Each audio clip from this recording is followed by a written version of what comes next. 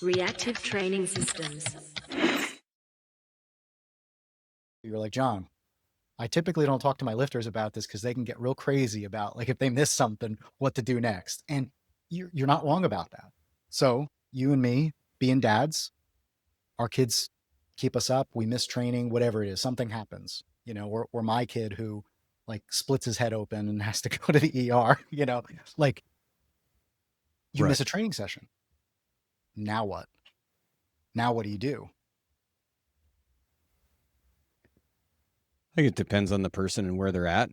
Um, Primarily speaking, I tend to default to the idea of if you can get the work in without it bleeding into the next week, get it in.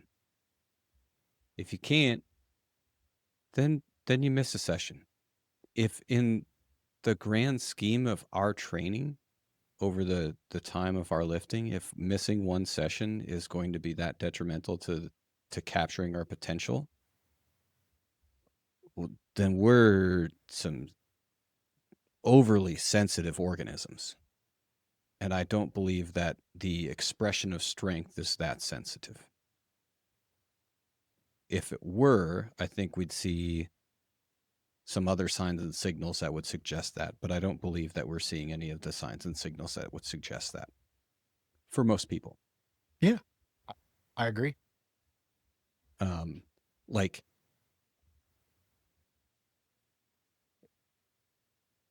am I going to, like, for example, if I think back to when I graduated college and first moved up to Alaska, I was working 100 hours a week. There wasn't time to train.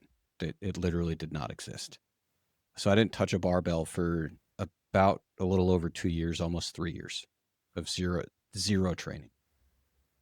It took me about 6 months once I got back into the gym. It took me about 6 months to rebuild what had taken me over 10 years to build up to that point. I It's started when I amazing. was 12, and at that point when I graduated college, I was 25ish. So 13 years, and it took me 6 months to rebuild what it took me 13 years to build. Mm. Like, to me, that's a massive data point to suggest that missing one session is minuscule. Mm-hmm. Yes, consistency is key in athletic development. Yes, consistency is one of the most important factors for any athletic pursuit. And we don't need to big deal it. In my opinion, I think our mental stress reaction to missing a session is more harmful than missing the session in and of itself.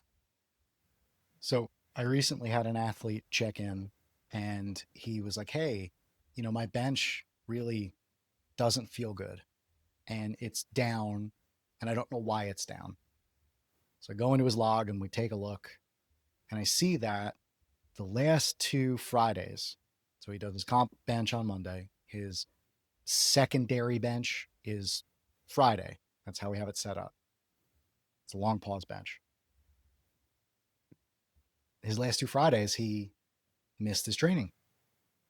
Now, squat and deadlift is continuing to perform well, but for him, in the expression of skill and skill practice, and likely force production practice, maybe even the amount of muscle mass, maybe there's not enough workload. There could be a lack of peripheral stress as well. But missing those sessions meant that his ability to express his top end strength is down. So I said, okay, well, this week, let's get all 3 of your sessions in and let's see what happens to Monday. And lo and behold, he performs at roughly about 2 to 3% greater than his last exposure, which is what we would expect with him because he had hit that Friday session. So there's something about that was priming him and getting him ready on Monday for that bench. And you can hear it even beyond looking at the numbers. You can listen to the qualitative stuff of I feel rusty, the bottom position doesn't feel right, pausing feels foreign, feels heavy in the hands. That's a big one. And when I heard those things, I said, I think it's because we're missing these sessions. Let's see what happens this week. What's cool about that is when you know it, then you have a buy-in for some of that stuff. I don't know about you, but I've often in my training sometimes been like, it's Friday. I got the 2 count pause squat or the 2 count pause bench. And it's like, well, got to do it. But you're not as tuned in as you are for the competition lift. Lately, what I've been thinking about with my training is all of this is important. All of this is a cohesive recipe. Without one ingredient, it tastes different. It doesn't hit the same way. Yeah. And that's the beauty of emerging strategies is if you can keep that recipe consistent, you can change it over time a little bit here and there, but you don't want to drastically change it. If you keep that recipe consistent, then you can say, hey, this is what we produce doing it this way. Right. Yeah, for sure. And I think that's one of the key points to really emphasize is that you want to be able to repeat the recipe. And I don't I'm not suggesting or recommending the missing of sessions. I very rarely miss a session. It takes a good bit of life interferences to miss a session for me. And I think that ought to be the standard for most people who are serious about wanting to improve, whether it be in powerlifting or anything else. If you want to improve, you want to get better, you got to do the work. You got to put it in. You got to You got to show up. practice. And and show up and treat it with importance, even if it is something that is seemingly less important. Bulgarian split squats.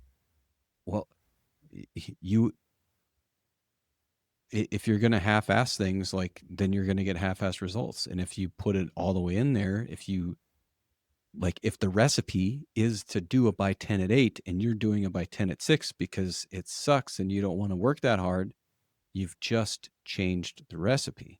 Mm-hmm. You're not going to get the same thing out the other side. If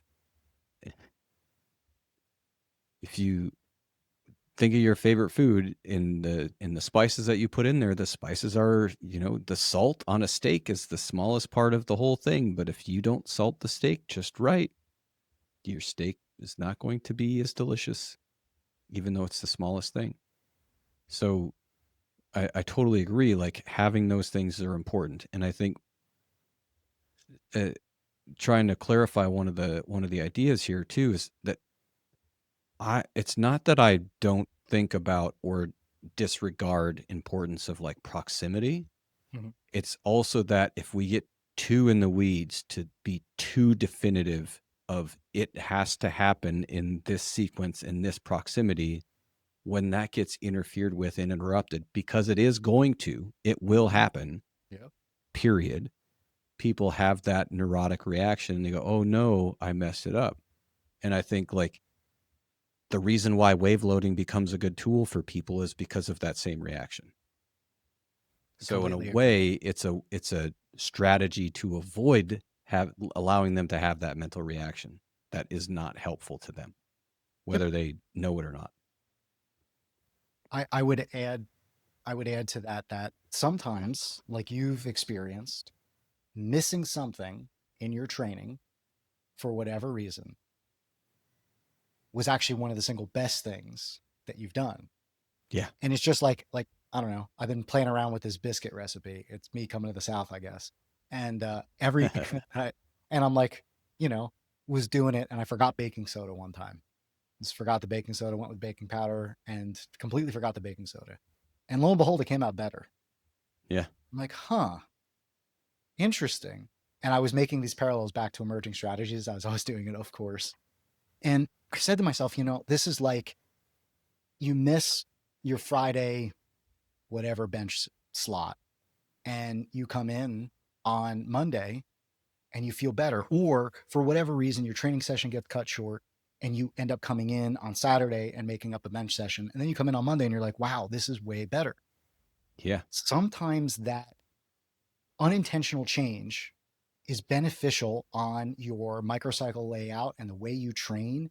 Sometimes cutting your set short, like you said before, I'm going to give myself permission to do the 70 by 5, but I might only do 2 sets. And then you come in to go deadlift the next day and you feel way better. Yep.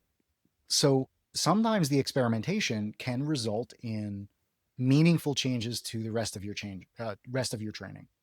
So I think it is 100%. useful. 100%. And we just have to pay attention and see, is can I repeat this recipe? Is this experiment repeatable and duplicatable? Is that a word? Yeah. And it is now. It is now. Shh. There is a secret to great training programs, but it's not a magic set and rep scheme or this one weird exercise that powerlifting pros don't want you to know about. The secret is in your training log. You see, years ago, we began developing tools to help you unlock these secrets, and we've been putting them online for free ever since. That's right, it's free for everybody. Now you may be thinking, what's the big deal? People have been logging training forever, and you're right. But the secret isn't just in keeping a logbook, it's using that log to make better training decisions. That's the real secret. This is where the RTS training log excels. You haven't done SSB squats in 3 months and you're wondering what your target weight should be? We can help you with that. Did you overshoot on your top set and you're wondering if you should adjust your back off sets? We can help you with that too. Are you building the most important training block of this year and you're wondering what your most highly effective blocks have in common? Yep, we got you covered there too. There's more, there's a lot more. And yes, it is all free. Not just a free trial, not free with ads, just regular free. You go to reactivetrainingsystems.com, then you click on apps, sign up for a login, and you're in.